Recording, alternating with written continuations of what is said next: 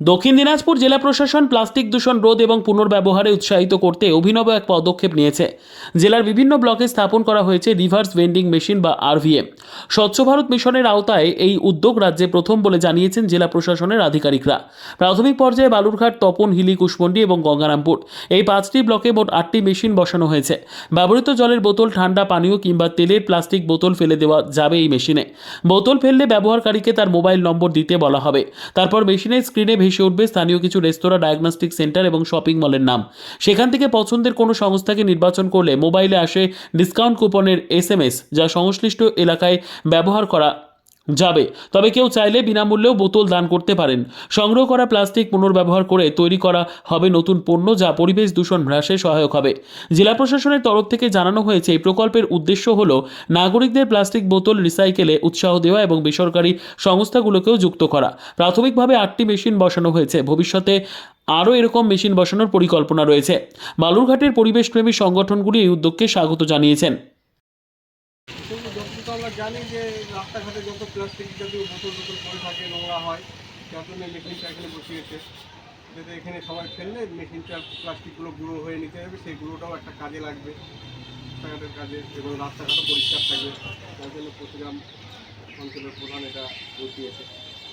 পরিবেশের কতটা কি উপকার হবে কি মনে করছেন? পরিবেশের উপকার তো অবশ্যই হবে। সব বোতল যেখানে সেখানে ফেলে তারা, এবং সেখানে বোতলটা ফেললে সেখান থেকে একটা যারা ফেলবে তাদের কাছে একটা কমিশনও যাবে, যে যতটা বোতল ফেলবে তার উপরে একটা কমিশন পাবে। তারা মোবাইল নাম্বার দিয়ে মেসেজ আসবে। কতটা ভালো উদ্যোগ? এটা তো একটা ভালোই উদ্যোগ। প্লাস্টিক জাতীয় জিনিস নোংরা কম হবে, ততটা রাস্তাঘাট পরিষ্কার থাকবে, এটা তো একটা ভালো উদ্যোগ। প্রথমে তো বলি, খরচার ব্যাপারে আমরা বলতে পারবো না, কেননা এরা আমাদেরকে জেলা পরিষদ থেকে দিয়েছে। এই মেশিনটা বসানোর উদ্দেশ্যই হলো প্লাস্টিক মুক্ত প্রতিরাম গ্রাম পঞ্চায়েত গড়া। কেননা আমরা দেখি বিভিন্ন রকম প্লাস্টিক বোতল আমরা ইউজ করার পর রাস্তায় ফেলে দিয়ে চলে যাই, কিন্তু সেই বোতলগুলোকে যদি একটা জায়গায় নিয়ে এসে এই যে মেশিনটা আমরা পেয়েছি, সেই মেশিনে যদি তাকে দিয়ে ডাস্ট করা যায়, তাতে কী হবে, আমাদের ড্রেন বলুন, রাস্তাঘাট বলুন, এগুলো পরিষ্কার থাকবে। এটাই আমাদের মেন উদ্দেশ্য।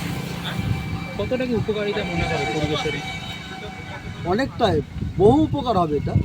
এটা যদি আমরা ঠিকভাবে প্রচার করতে পারি, আমরা এখনও প্রচার শুরু করিনি, কারণ আমরা এটা দিয়ে মাইকও দেবো আমরা প্রতিরাম আমার অঞ্চলে, যাতে মানুষ ওইখানে এসে বোতলটাকে, মানে এটা তো ক্যাশার মেশিন এক কথায়, যে ডাস্ট হবে ওইখানে ডাস্ট হবে। এবং আমি যেটা একটা ভিডিও আমি পেয়েছি, এর উপকারিতা দেখলাম আর কি।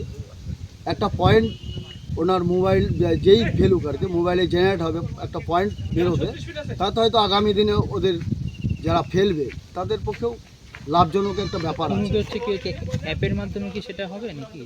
কোনো একটা অ্যাপ আছে আর কি, আমি এখনও ডিটেলস দেখিনি। হ্যাঁ, প্রোগ্রামটা দেখতে হবে আগে, যারা ওইখানে ইনস্টল করবেন তাদের কাছ থেকে আমরা জেনে নেব ব্যাপারটা কী আছে। স্থানীয় মানুষ কি চোখে নিচ্ছে এত ভালো একটা উদ্যোগ? অবশ্যই ভালো চোখে নেবে। আপনারা, শুধু আমার কথা নয়, আমি তো আমার ভালো বলবো, সাধারণ মানুষের কাছে আপনারাও গিয়ে জিজ্ঞাসা করলে মনে হয় সাধারণ মানুষও একই কথাই বলবে। ব্যুরো রিপোর্ট, উত্তর বাংলা সংবাদ।